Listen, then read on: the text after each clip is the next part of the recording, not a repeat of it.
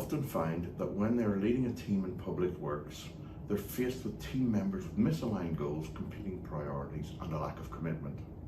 This can mean that the teams are ineffective in the performance of their tasks, individual team members become dissatisfied, and the team as a whole develops poor behaviours, often spiralling into unhealthy and demotivating conflict.